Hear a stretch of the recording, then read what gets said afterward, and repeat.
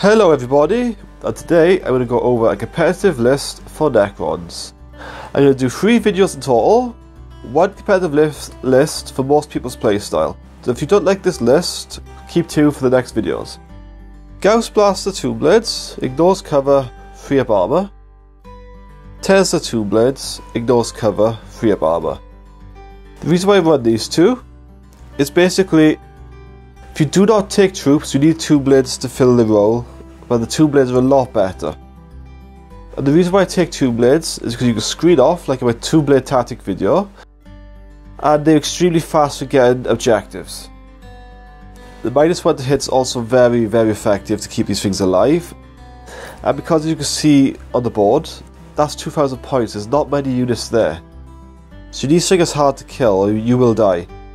Okay, so these are a must in this army. I've taken 2 units of 4 Scarabs. Their job is to simply screen first turn charges if you need to, and sit in objectives. Just send them off, sit in objective, and just don't do anything with them. And if you need to put a mortal wound, like 1 mortal wound or something, they're good for that. So they fill a lot of roles, they're very cheap.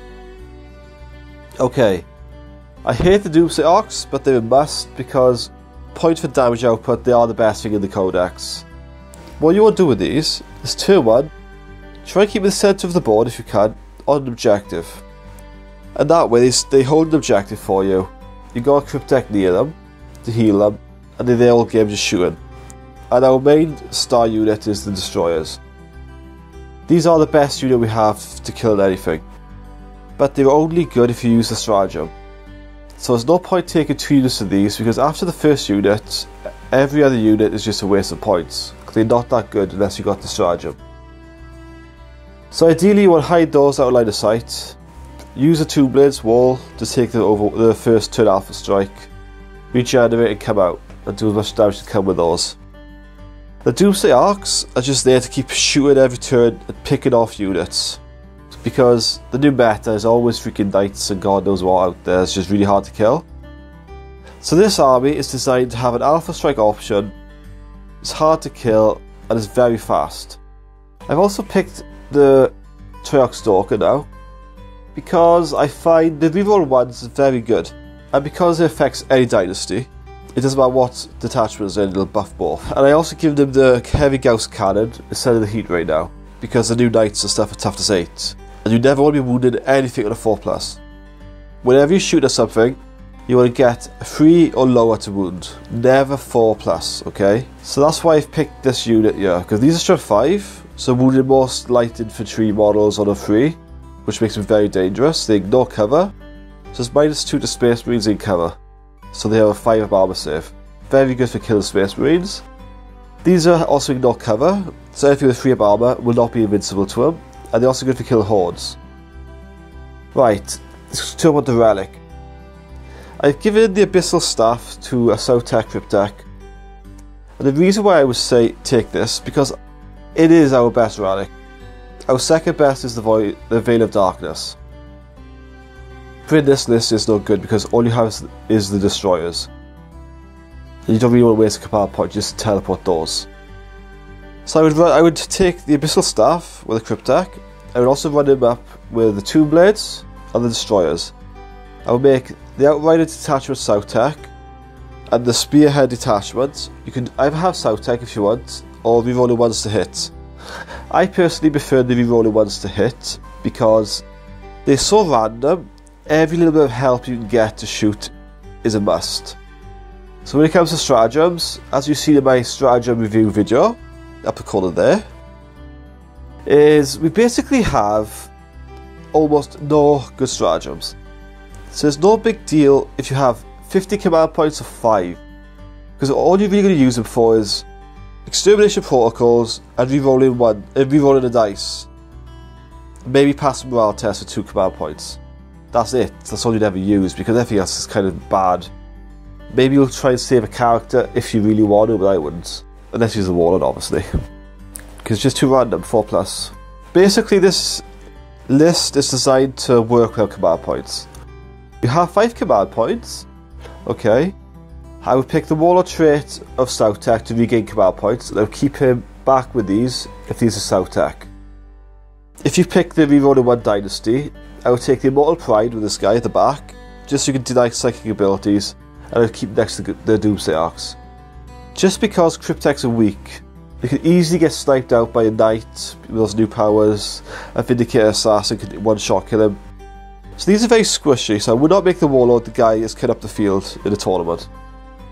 So that is basically the rundown of the army. Try and get a Doomsday Arcs in 20-foot range of a Horde army. If you get first turn, just move them up a little bit so you can get used to those extra guns. This is Horde armies, you're better off hitting off 4s for 1 turn using the 2 flare arrays on a Horde, like G-Seals and stuff.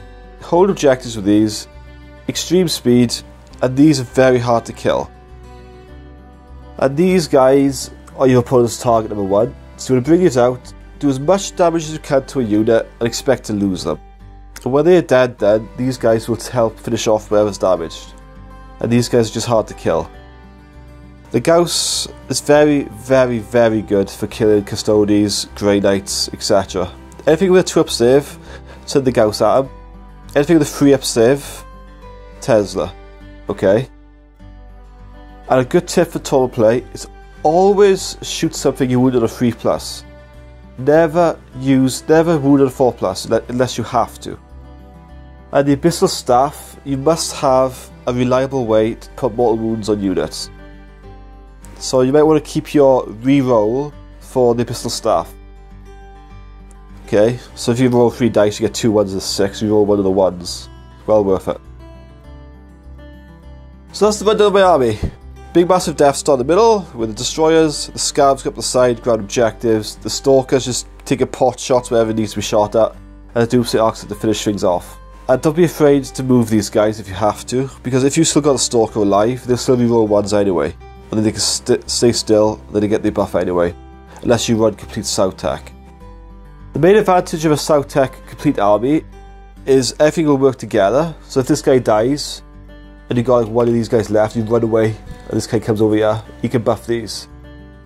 But the army is designed to work as a massive death ball, so it's very unlikely they'll be together. So it's no big deal splitting this army up. So I personally would run these with rerolling 1s, and this is Sautekh. So you will have 5 command points in total, and save them for Extermination Protocol, and rerolling 1 dice. Okay, so the next video I'm going to do is going to be a troop heavy list for lots of command points, because I know a lot of people like the extra command points. This is what I would say is the best competitive list, but it does take a lot of skill to use this correctly. If you're a new player and you take this, it's a good chance you will lose, unless you get the most out of your units. Okay? Because it's such a low unit count, if you make a major mistake, you're going to lose. You have to play this list at the most effective way possible, and do your best not to lose any units to stupid mistakes. But once you've got a bit of experience behind you, this list will outperform any other list. So thank you for watching, and I'll catch you all again in the next video.